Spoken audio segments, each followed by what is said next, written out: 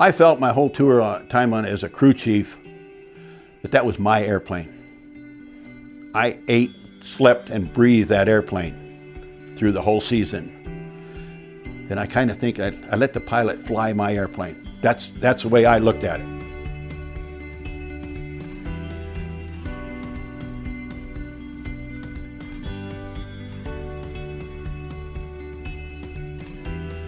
I started working on the F-4 aircraft in the very early 60s when they first came out to the fleet. I did a tour with VF-154, the Black Knights. We were stationed out of Miramar. And at the time, I was first class, and I was what they called a final checker. I was the guy that worked up between the cats, and I get the final thumbs up for that airplane to be shot off the carrier. I went to shore duty in '68. They had a billet for an AMS-1 on the Blue Angels. I applied and I was selected. And I feel that the reason I was selected is because of my F-4 experience.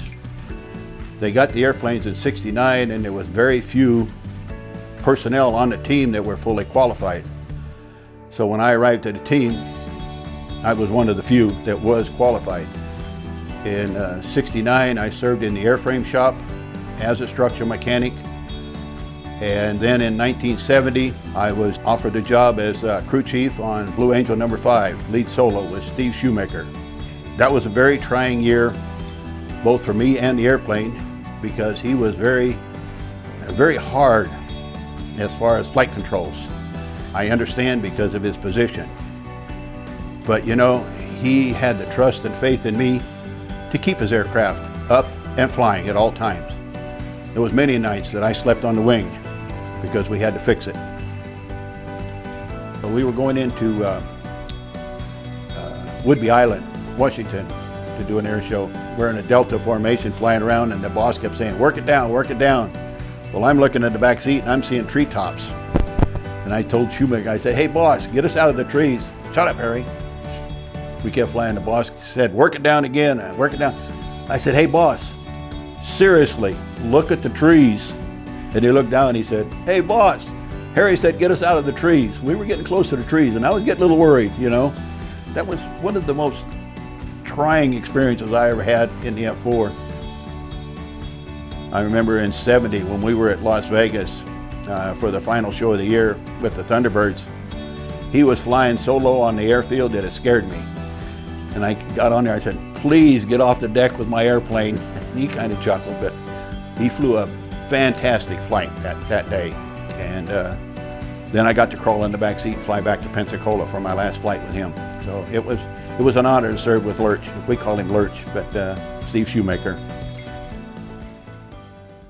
We had the boss in Harley Hall in '70, and he was very meticulous, and his say was, "I want 6 airplanes on the flight line for the air show." And he didn't care how it happened. We made it happen. We had a crew that would work their tail off all night if necessary to put that 6 airplanes on the flight line. I learned early in life that if you're going to fix an airplane, you're willing to crawl in it and fly it. I lost a division officer early in my Navy career because people wouldn't listen to me. I said something was wrong with the airplane, they disagreed, they launched it. He went in a drink, right off the cats. I swore right then and there that I'd never launch another airplane unless I felt it was safe for flight. And I lived that experience my whole Navy career.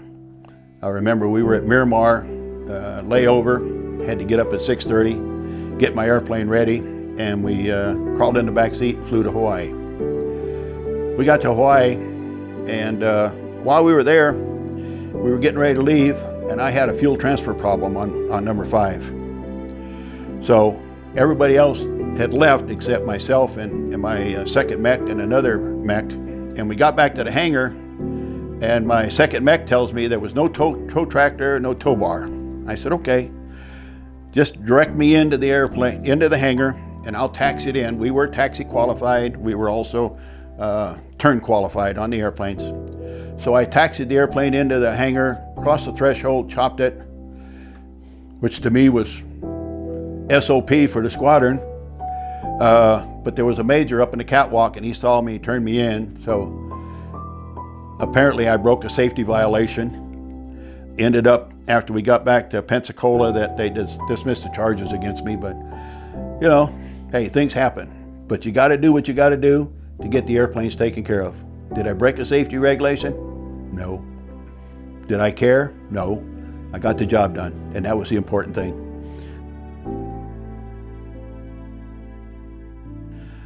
In '71, I worked up and moved into the Diamond. I was crew chief on number 3 with Bill Beardley. Again, that was a challenge, but it was also an honor. And both tours as crew chief, the pilots put their faith and their trust in me to make sure their aircraft was safe for flight. They walked around the airplane. They didn't inspect the airplane. They trusted me to make sure that that aircraft was ready for flight. I never lost a flight in the 2 years that I was a crew chief. So I consider myself very fortunate. Very few people have actually served on the Blue Angels. It's an elite group, and I feel honored to be a part of the Blue Angels and to have worked on the F-4 aircraft. We got to see the different states, meet different people, and it was a fabulous tour. Even though we worked our tails off, it was still a good tour. And I think just about anybody that was or is on the team will say the same thing, that it's quite an honor to serve as a Blue Angel.